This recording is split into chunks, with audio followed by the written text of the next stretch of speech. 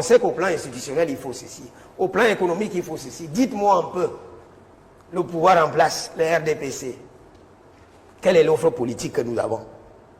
On nous parle des politiques gouvernementales et autres et tout, mais non, le gouvernement n'est pas le RDPC. C'est donc pour vous dire, s'il vous plaît, c'est donc pour vous dire que les réseaux sociaux, la bataille est déjà ouverte. L'opposition a pris le taureau par les cornes. Et comme vous avez dit, ce n'est que épisodiquement, quelques rares ministres comme Grégoire Oona, et qui parfois est haute et tout. Je connais un parti qui est toute une milice dans les réseaux sociaux. Hein. Et qui partout, et qui parfois même met à mal, la stratégie gouvernementale. Regardez un peu avec la sortie des évêques. Qu'est-ce qui se passe avec Grégoire Oona sur RFI? Je l'ai dénoncé à France 24. Il a commencé à... Il y a bientôt 3 ans, mais par la suite, il a fait un rétropédalage les oreilles avec la politique de l'import. Attention, vous ne pouvez pas dire... Et on a même lancé un vaste mouvement. C'est donc pour vous dire, c'est pour vous dire que s'agissant même des médias officiels, on y croit. Afin que l'on donne des financements. Oui, très simple, la définition. Je puis vous assurer que j'ai été dans cette mouvance avec un frère et un ami, l'honorable Ngakoumda, très critique d'ailleurs, qui a amené dans le mouvement un certain nombre de Camerounais. Nous avons créé les sociétés à responsabilité limitée. Et depuis bientôt 2 jours, patatras, il n'y a plus rien. 2 jours ou 2 ans? 2 ans. Il n'y a plus rien. Nous passons le temps à consommer du poisson congelé. Donc vous vouliez produire du riz? Non, la politique, c'était par rapport à la production halieutique, le poisson. Ah, d'accord. Voilà. Alors, ce slogan gouvernemental n'a jamais reçu d'écho favorable, n'a jamais été mis en œuvre, et pourtant, au Parlement, on en a parlé. Hein? Le riz que nous consommons vient de l'extérieur. Le poisson que nous consommons est carrément avarié. Moi, je peux me taper le luxe de consommer du poisson à Youpé, parce que j'ai ces moyens, je me suis donné les moyens de mon indépendance. Mais combien de Camerounais sont dans cette situation? Je vous assure, Bruno, il m'est arrivé d'aller chez des gens qui m'offrent du poisson de nos poissonneries classiques. Je vous assure que ce n'est pas à pudeur que je consomme ce poisson. Donc, comme le disait Claude tout à l'heure, c'est un phénomène à décrire. Vous avez des gens qui sont dans une position dominante de pouvoir, qui veulent y rester pour leurs intérêts. D'ailleurs, au cours de l'émission, soyez-en rassurés, vous en aurez pour votre compte. Parce que je vous ai prévenu, Bruno, que chaque fois que vous m'appelez, hein, il faut me laisser m'exprimer. À ce moment où ça reste dans le respect ce problème est à de la réglementation en vigueur qui encadre cette émission, il n'y aura pas de problème. Vous prêchez un convenu, hein, je suis un spécialiste du droit public, je connais bien les balises de ce qu'il faut, les balises de mon expression, là où il faut rester, là où il faut aller, là où il ne faut pas aller. Pour chuter, je dirais tout simplement que le Cameroun est à repenser. Il y a beaucoup de choses à faire. Et on espère que les débats, parce que je me pose même la question de l'utilité de nos débats télévisés. Je me pose la question. Tout comme Claude, nos écrits scientifiques, je me demande toute la recherche que nous faisons. Est-ce que le gouvernement en tient compte? Mais nous ne sommes pas les destinataires de nos débats. En tout cas, je pense que si je viens... Vraiment, il résulte des interventions qui précèdent, hein, des co-panélistes ici, que le problème ne se situe pas au niveau de la loi. Non. Nul n'a dit ici que la loi ne devrait pas être appliquée. Le problème se situe ailleurs. On a bien posé la question de savoir comment est-on arrivé là. Et oui, et c'est pour ça que nous disons qu'au-delà de la loi, qui est dure et que l'on doit appliquer avec toute sa rigueur, hein, pour rassurer les uns et les autres, l'explication du phénomène est purement socio-logique. Les gens en arrivent à ce niveau de violence parce qu'il y a la frustration qui s'est installée. Moi-même, je vais vous dire, Bruno, pourquoi est-ce qu'Abaoyone est devenu un homme de liberté? Ben, tout simplement parce que notre milieu étant mandarinal à l'université, et moi, ayant évolué dans le système français, vraiment, j'ai eu de la peine à m'insérer dans ce système, ce qui fait que je suis devenu un rebelle, un maquisard intellectuel. Est-ce que je me fais comprendre? Hein? Alors, pour revenir au phénomène, le mandarinat que les gens supportent dans le système universitaire, Claude et moi, on ne le supporte pas. Alors, je dis donc, la frustration s'est installée. Qu'est-ce qu'il faut faire? Pour moi, je pense que l'État doit appuyer sur 2 leviers. Un, celui de la socialisation, et deux, celui de la répartition des richesses. Quand Claude a parlé des Pétrus tout à l'heure, hein, Jean Lambert, il ne faut pas écarter ça d'un revers de la main. Non. Le problème est celui de l'inefficience des politiques publiques. Est-ce que je me fais comprendre? Quelle est l'utilisation que l'on fait de l'argent public destiné à résoudre les problèmes des populations? C'est pour ça que je dis que pour mettre fin à la socialisation, pour mettre fin à la frustration, régler en amont un problème de socialisation et immédiatement après celui de la répartition des richesses, parce que c'est le problème fondamental du Cameroun. Il faut que ce soit clair, Bruno. Et cette histoire de tout venant, des gens qui parlent de ce dont ils n'ont pas la maîtrise, vraiment, comme homme de science, je suis très rigoureux là-dessus. Quand Claude Abbe parle de sociologie, je l'écoute religieusement. Vous avez posé une question capitale, enfin, qui s'inscrit dans l'ordre de notre débat. Tout à l'heure à Jean Lambert, quelle est la place de l'information à l'approche de l'élection présidentielle? Ça, moi, je lui dis, l'information est déterminante. Sans la bonne information, c'est le chaos. Et il faudrait que les acteurs politiques s'en approprient. Déjà, qu'est-ce que j'entends par information? Pour moi, je lis l'information, la bonne, un cliché radio, un cliché de radio, hein, de radiologie. L'information, c'est la restitution de ce qui est. Nul besoin de pouvoir apporter quelque interprétation tendancieuse que ce soit. C'est ça l'information. Jean Lambert a bien fait. Compte rendu fidèle. De distinguer tout à l'heure la bonne information que je viens de définir, hein, de la mauvaise interprétation, de la mauvaise information, celle qui dérape. Celle qui dérape.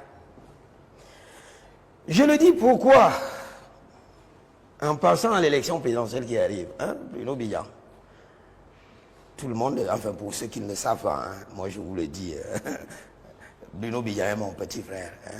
Nos villages sont distants de moins de 15 km de route, de moins de 15 minutes de route.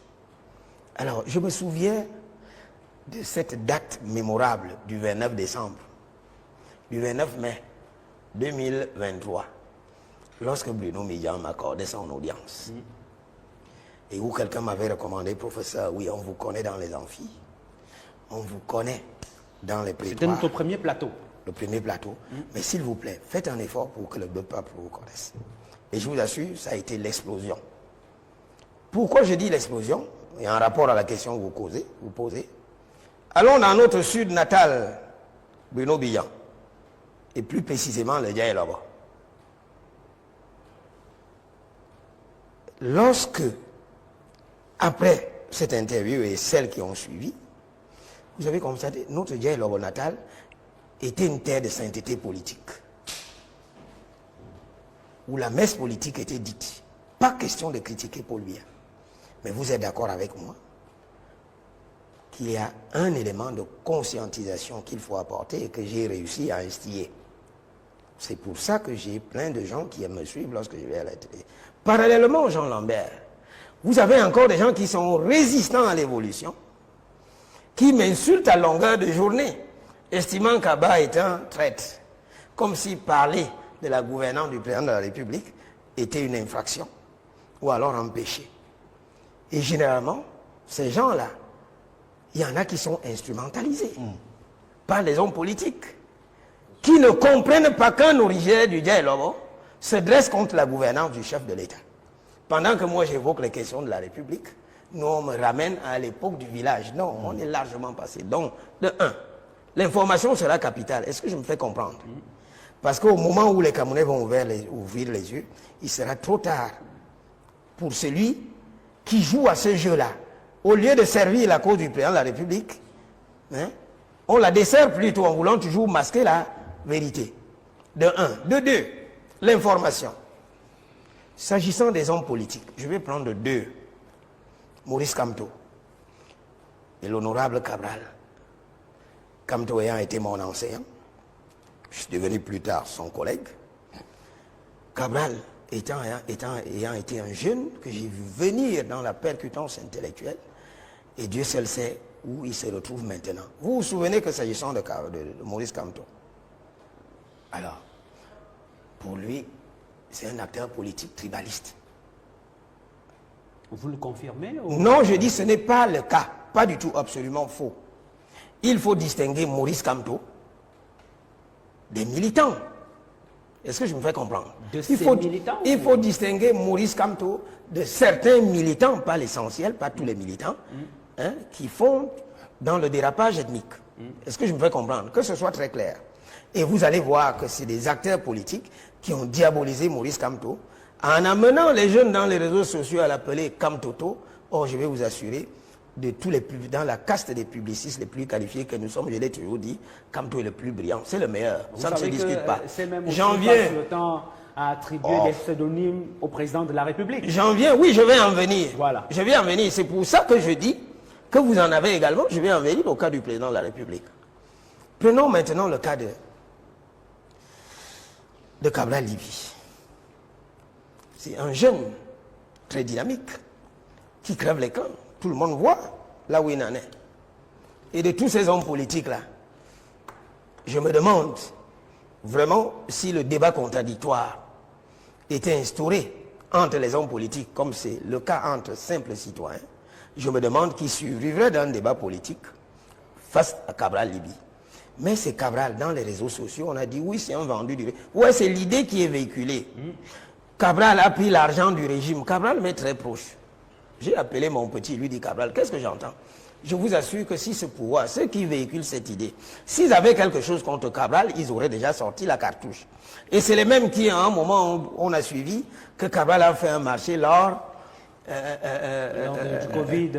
du Covid, là, le scandale du Covid. Mais jusqu'à présent, on n'a jamais pu démontrer. Donc c'est pour vous dire, en résumé, que l'information est l'âme d'un personnage lucide et indépendant. Pendant que la désinformation et la mésinformation sont respectivement l'arme du politicard et de l'ignorant, de l'indigent intellectuel. Il faut faire quelque chose. Et c'est le même phénomène auquel nous assistons à l'heure actuelle. Vous vous souvenez de mon passage la semaine dernière à France 24. Hein? Pendant que moi, en intellectuel, en universitaire, je demande au président de la République, moi c'est mon point de vue, il a travaillé pendant longtemps, j'avais établi la fois dernière un parallèle avec mon feu papa qui avait le même âge que lui et qui est décédé à 5 ans. Moi, à son âge, je conseillerais à papa d'aller se reposer. Les Camerounais ont besoin d'autre chose. Tout le monde n'a pas la possibilité d'exprimer de manière indépendante ce que nous disons. Pendant que nous disons les choses haut et fort, pendant que nous disons tout haut ce que les gens pensent tout bas, à bord on devient l'homme à battre. Je vous assure que je suis au-delà de ça. Je suis un dur à cuire. Je vous ai dit que j'étais un maquisard intellectuel. Et vous voyez donc, c'est les mêmes demain, quand ça va cuire, il suffit que le président de la République ne soit pas réélu. C'est eux qui vont se retourner contre lui, vont le renier. Est-ce que me fait comprendre? Et puis diront qu'ils étaient liés. Vous vous souvenez de l'image du ministre de la Communication du défunt président Mobutu, qui nous racontait vraiment on ne pouvait rien. Ma femme était même assise à côté, il a pris ma femme, je ne pouvais pas parler. Donc c'est pour vous dire, Bruno Bijan. Et vous sortirez par là? C'est pour vous dire, je sortirai par là, que l'information sera très capitale. Il faudrait que les leaders politiques s'en approprient, parce que même s'agissant du président de la République, on ne dit pas toujours la vérité sur lui. Et ce n'est pas le fait de ces resquilleurs, c'est dans son propre camp. Regardez un peu lorsqu'il était en Suisse, la communication maladroite de ses collaborateurs. Mais qu'est-ce qui coûte aux gens de dire qu'il n'en est pas? La rumeur sur l'état de santé du président de la République est fondée ou infondée, vous laissez installer la rumeur, elle prend de l'ampleur et puis vous venez communiquer avant. Non, quand vous n'anticipez pas sur la communication, ça cause les dégâts que ça cause. Il résulte, sous le bénéfice des développements qui précèdent, je dis ceci, la maîtrise de l'information est capitale. Et c'est la raison pour laquelle, lors de la prochaine élection présidentielle, il vaut mieux éviter de s'entourer des courtisans et de s'entourer des professionnels de la communication. J'en profite ici, j'ai constaté Jean Lambert, je le voyais à travers les télés. Jean Lambert est le frère aîné de mon frère et ami, asseoir, il comprend de qui je parle. Il est resté content. Désiré, mon frère et mon ami. Je vois que Jean Lambert, en dépit des positions qu'il a eues au sein de l'administration, est demeuré constant. C'est ce qu'on appelle le vrai journaliste. Est-ce que je me fais comprendre? Malheureusement, chez nous, les hommes de liberté sont ostracisés.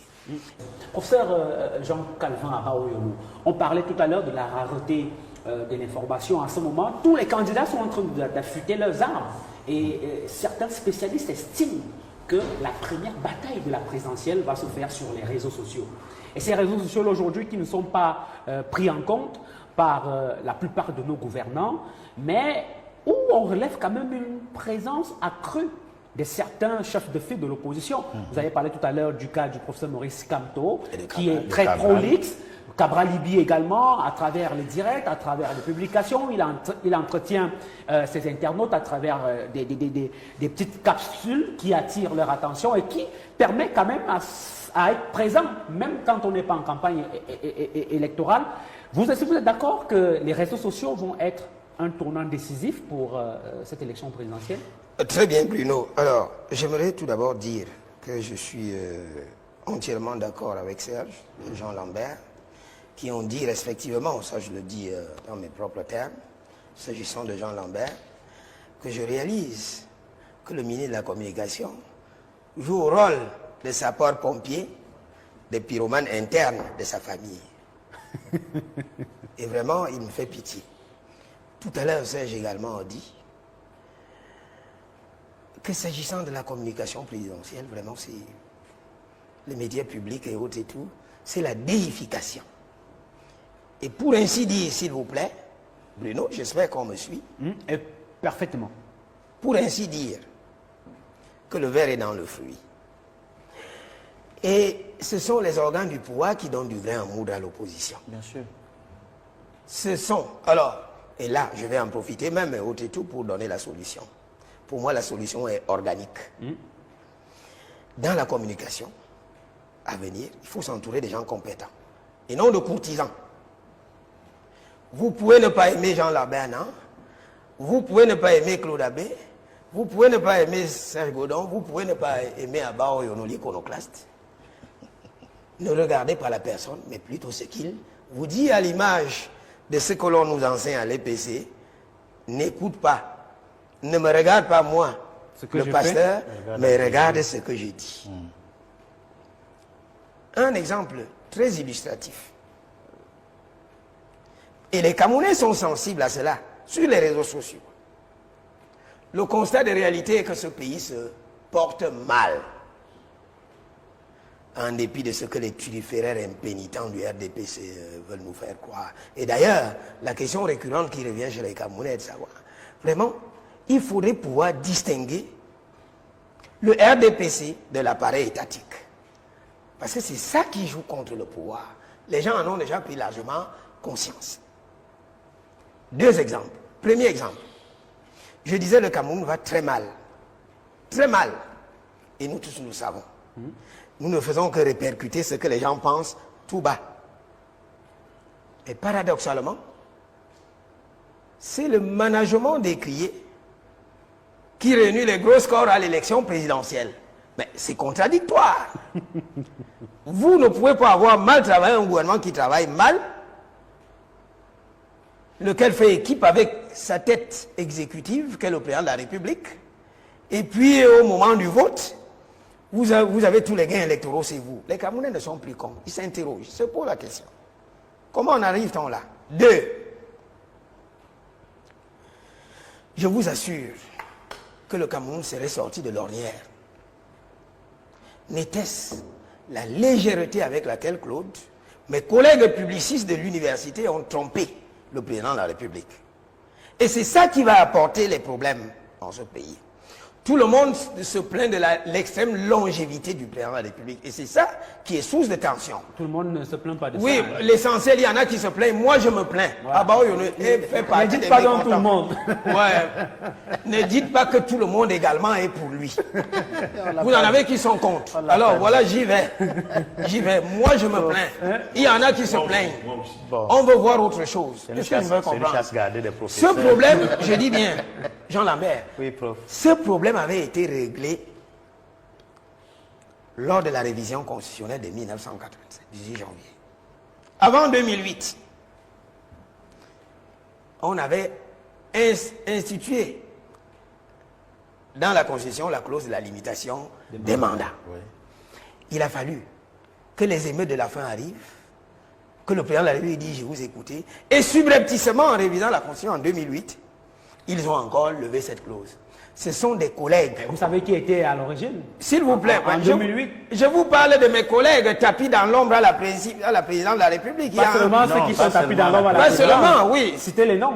Non, je n'ai pas besoin, nul besoin. Parce qu'il n'y a pas que ceux qui sont à la présidence. Vous nous en avez cité à Oui, l'intérieur. je continue. Il y a même un ministre qui a justifié l'injusticiable dans la théorie Il y a du droit même un public ancien ministre en disant que qui est aujourd'hui mais patron c'est de pas possible. l'opposition. Vous voyez donc que, s'il vous plaît, le président de la République ne serait pas à l'heure actuelle en train de se débattre si les collègues, si les organes intérieurs lui avaient dit la vérité. On n'aurait pas dû lever À ce cette moment-là, clause. c'était un La organe bonne intérieur. information n'était pas arrivée Voilà, je continue. auprès du président. Je continue. Le professeur Aberi en point.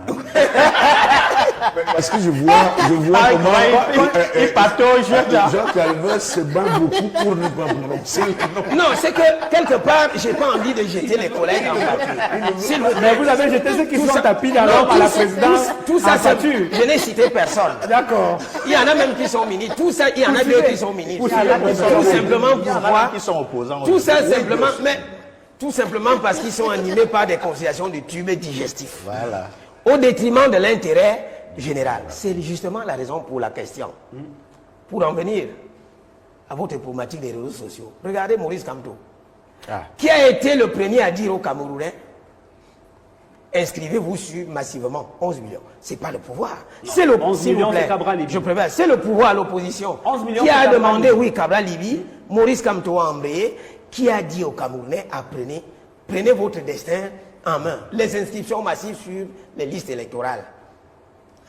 C'est l'opposition. Mais je vais vous dire que Je continue. avant les Oui. partis politiques, hein, Oui, Claude. et les organisations de la société civile le faisaient déjà depuis longtemps. Si vous regardez Vous avez quelqu'un Lof comme Orange. Nanga, Philippe Nanga, Lof Orange, Hilaire Kanga, il le docteur. faisait déjà avant. D'accord, c'est bien. Cabral n'a fait que formaliser. Les partis politiques n'en ont fait qu'une Cabral a captation. intensifié. C'est bien. En C'est utilisant Maurice les réseaux Kamto sociaux. qui, sur les réseaux sociaux, a brandi la disposition pertinente du code électoral qui permet à chaque citoyen de défendre son vote.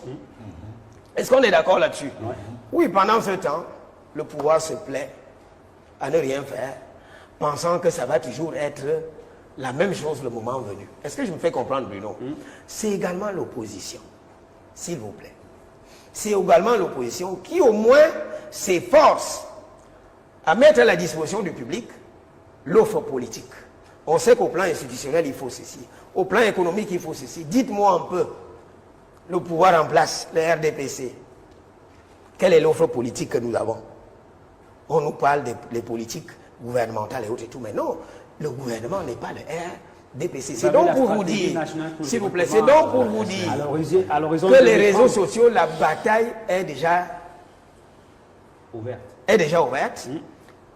L'opposition a pris le taureau par les cornes.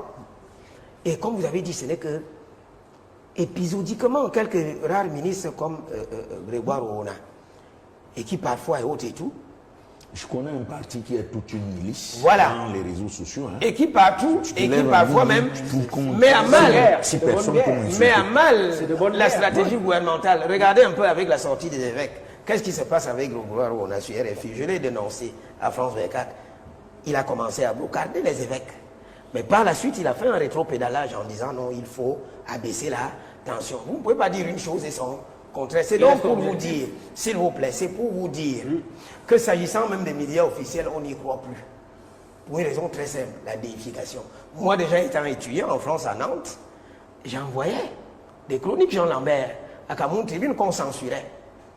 Une fois même enseignant, je me souviens, lors de l'élection présidentielle de 2018, les journalistes de Cameroun Tribune sont venus vers moi, je leur ai dit non, vraiment, mon papier ne me passera pas. Parce que je suis un économiste. On nous dit non, professeur, on nous a envoyé vers vous. J'ai dit non, ils ont insisté. J'ai fait la note. Mais je vous assure qu'elle a été censurée. Et il y a un collègue qui allait chanter les louanges du gouvernement devant la télé. C'est donc pour vous dire que le verre est dans le feu. Pour dire tout simplement, s'il vous plaît, que l'une des stratégies capitales de communication pour l'élection présidentielle à venir, ça sera déjà les réseaux sociaux. Et il faut s'entourer des organes compétents. Pas des bénis vivants. C'est un savoir-faire. Alors, je crois l'organigramme du ministère de la Santé, c'est le décret de 2013 qui dit clairement ceci. À l'article 1er, alinéa 1, le ministère de la Santé est placé sous l'autorité d'un ministre. Alinéa 2, le ministre de la Santé est responsable, c'est bien écrit. Le ministre de la Santé est responsable de l'élaboration et de la mise en œuvre de la politique du gouvernement en matière de santé publique. C'est écrit. Alors, quand on va dans ce cas... Le débat, hein, le débat, si c'est le débat, non. Quand on va, vous avez dit que c'est lui qui crée la cacophonie. Le débat, c'est le maintien de l'ordre. J'y viens, j'en viens. Le débat n'est pas le maintien de l'ordre. J'en viens. C'est la cacophonie. Alors, voilà ce qu'il dit. Mais justement, qu'il provient de quoi? Ce que je suis en train de dire. Alors, vous êtes d'accord avec moi? Vous êtes d'accord avec moi que lorsque les enfants prennent le tramol à l'école, lorsqu'on a chicha, ça pose des problèmes de santé publique. Est-ce qu'on est d'accord là-dessus? Et d'ailleurs, ça pose des problèmes de santé publique. Et alors? On est d'accord? Et alors, j'en viens. Sécurité. En droit administratif, s'il vous plaît, le ministre de la Santé publique a le pouvoir d'assurer la police dans son champ d'activité. Et en l'espèce, qu'est-ce qui se passe? Qu'est-ce qui se passe en l'espèce, Célestin Djamène, un président? Voilà des gens, on ne confond. Est-ce que vous permettez aux autres de s'exprimer? Est-ce que vous permettez aux autres de s'exprimer? Définie par le président. Est-ce que vous permettez aux autres de s'exprimer? Laissez-le aller jusqu'au bout, président. Je vous dis que c'est inscrit dans les textes. Mais vous confondez. Non, on ne confond pas. C'est le droit administratif que j'enseigne et que vous n'enseignez pas. Je suis juriste comme vous. Oh, mais non, on n'a pas le temps. Permettez-moi de m'expliquer. Oui, allez-y. Ne faites pas que j'en vienne. Je ne voudrais pas en venir. Je crois que jusqu'à présent, Célestin, j'ai été très poli. Hein. Moi aussi, remarquez. Oui, alors, je ne voudrais pas en venir. Bon, on reste.